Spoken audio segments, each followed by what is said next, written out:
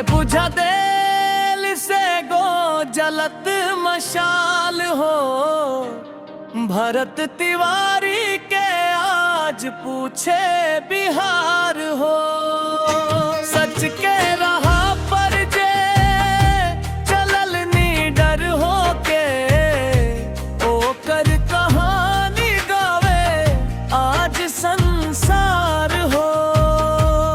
गांव के पीरा के आवाज उठवले, गरीबन के हक खातिर लड़त रहले।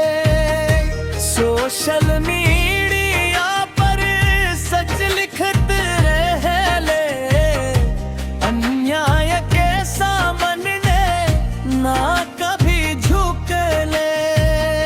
लोर भइल आँखिया रोवत परिवार वो, भरत तिवारी के आज पूछे बिहार हो।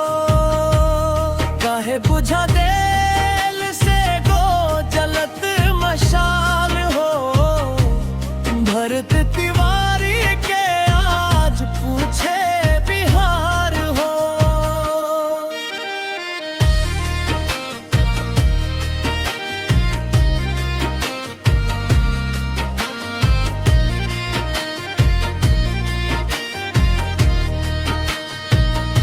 माई के अंजरा में दर्द समाइल बा, भैया के याद में गाँव रोआइल बा।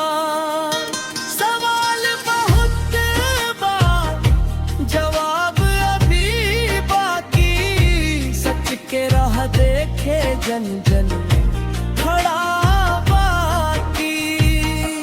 इंसाफ के खातिर उठल पुकार हो। भरत तिवारी के आज पूछे बिहार हो।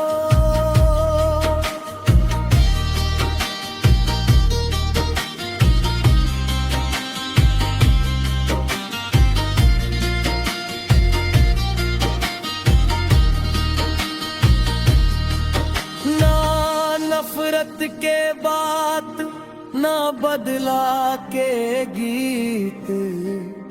सच सामने आवे बस यही बात।